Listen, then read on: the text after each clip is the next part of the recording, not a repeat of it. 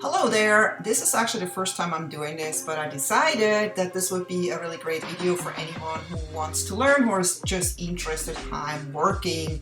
I finally refined my process in Procreate and I feel very comfortable. So one night I went to the bathroom in the middle of the night and it was like full moon and it had this special light and I had this vision, this idea, and I tried to take my camera and capture the light in the bathroom, but it was too dark and I was too tired, so I went back to bed and I was like, I hope I remember this idea in the morning. I'm too tired to write it down. I went to bed and fortunately the next morning this idea came right back into my head and I went to work on getting this vision somehow onto paper or onto Procreate to be exact. So I knew I had to somehow start with the monster. I knew exactly what the monster should look like in my head, but I wasn't quite sure if I was able to translate that onto a canvas. And so I knew that the monster had a plunger in his or her hand and that it looked scary, but not too scary and not ugly, somehow cute, but scary at the same time. So I didn't want to make a monster that someone else already created, that already exists. I wanted it to be unique, but in the same time, I had probably some visions in my head of stuff I've already seen in movies and stuff, but I was just it was really important for me not to copy anyone or anything because I wanted it to be my own idea. This is always what's important for me in any of my illustrations. I try not to copy anyone. I wanted to do my own. It doesn't feel good to me if I just copy someone else's idea because then I don't feel like it's really me that did it. I just copied it, and copying is a great way to just kind of learn how to draw and learn symmetry and aspects and all that stuff, but at the end it just doesn't make you feel proud. So here we are. I'm really close to what I think the monster looked like in my head. I'm pretty close, but I'm not quite happy with it, so I'm just trying to even figure out how the arms are and maybe make that one hand that doesn't hold the plunger kind of like it's trying to grab you or scratch you or anything like that. And I'm still not happy, so I'm just kind of trying to figure out even what his feet look like. I wanted them to kind of have long toes that wrap around the toilet seat in some way. I wanted it to kind of look I don't know, maybe a little bit big belly, so I'm making it a little bit bigger. Yeah, I'm not quite sure. I've never really drawn a monster, to be honest. I've never in my life drawn a monster. I've always drawn animals and cars and people, but monsters is new to me, so I have never thought about what does a nose of a monster look like. The ears you usually know because there's so many references from animals, so I kind of make more like animal shaped ears here or elf ears, and you see those like everywhere in games and movies, so that's not really hard. I knew I wanted the monster to have big eyes, like really gulping eyes, because that sometimes feels like scary. Like bug eyes in a way, but here I'm trying to even figure out, should it have some hair on top of his head or not? And I'm not really sure about this monster, so in order not to toss all this work away, I actually decided to keep this sketch and make a duplicate it and make a second one so I can compare the two, because I'm still not quite sure if I should go with this one that has the really big eyes that seems to be looking a little bit too friendly, but at the end when I shuffle things around a little bit and work on the eyebrows, it actually looks scary enough. So I have two good sketches, but I had to kind of take a break from this, and so I moved on to take the photo I made of my bathroom stall and actually sketched over it real quick because I didn't want to make this from scratch since I wanted it to look just like in my vision. And there's nothing wrong with doing that because the focus point here is the monster. So here we have the two sketches now, and I compare them over and over, and I'm just not sure. I really like both of them a lot, but my vision, the monster hat looked more like the one on the right, so I go with the one on the right. So here we are, we have the monster in front of the bathroom stall, and I really don't know how to approach this because it's a night scene. I've never done a night scene before, and so I'm like a little bit unsure how to even approach this, and it just, I keep working on the lights here, the dark blue, I don't know, I'm thinking, you know, if I just add some light and shadow here, maybe it's gonna start looking like it was that night when I went to the bathroom.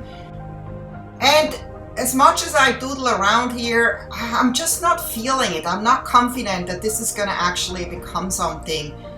And then all of a sudden I have this idea. I'm like, I don't have to do this. I can make a day scene and then overlay with a dark blue layer. Maybe that works.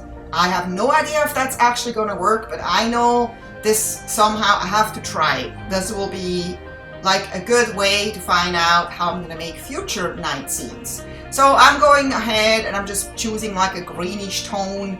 That's kind of how the bathroom usually looks like. It's kind of like an olive yellowish kind of situation when the sun shines.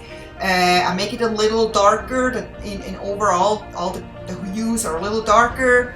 I'm putting the shadows there, everything. And at this point, I'm still not sure if this is actually gonna become a night scene. But I'm pretty happy with the day scene. I'm like thinking, okay, I don't know, I'll figure this out somehow. I just want to get this bathroom done. I can't wait to put this overlay on it and see if that actually works. So I'm really impatient actually at this point. I'm just like, I kind of want to try it now, but let's just finish the bathroom. And even if the night scene doesn't work, I'll figure something out. I can use this somehow, you know, for something different, for a different idea maybe. And you know, it's always worth it if you want to learn to just kind of try things out, not be afraid of it. And I love playing with light and shadow anyway, and I'm actually pretty happy how this looks. I'm actually surprised how good this looks. I'm like, this looks way better. I have to pat myself on the back. I got this really well, and I put the blue overlay on there, and look at that. I am amazed. I am so happy. I can't wait. I move on to the monster. And now I'm like, well, I don't even know what kind of color the monster has and how that's going to look like at night. So I'm starting with the green because a lot of monsters are green, or most monsters are kind of greenish. And I don't know. I have, like I said, I've never drawn a monster before, so I'm just gonna try things out. And the cool thing is, you know, I have this new technique now where I'm actually literally, I used to do layers and layers and layers on top of layers and Illufox and all that stuff. And now I've just learned that it's actually a lot easier if you just start to draw like you would on paper. Like I used to, you know, do a lot of pencil artworks, traditional art.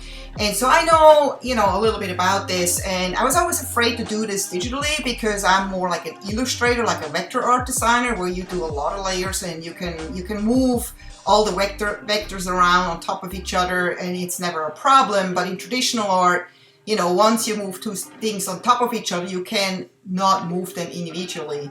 And so I've learned that's really not such a scary thing, because in Procreate it's kind of like oil paint. You can actually just paint the other color that you overpainted on top of it, and it's like it never happened. So here I am, a lot closer now. I really like this monster. I mean, it's nowhere near done, but I'm looking at this and I'm like, yeah, you know, I don't know how I want to have the eyes. So I'm going in a lot of details here, adding a little bit of light to it to see if that makes different. And you can even see here actually the tiny little details I make. I'm kind of working on the claws and the calves and the fingers. And I'm just kind of putting tiny little details on that you don't notice right away, but they make a big difference. Details always make a big difference.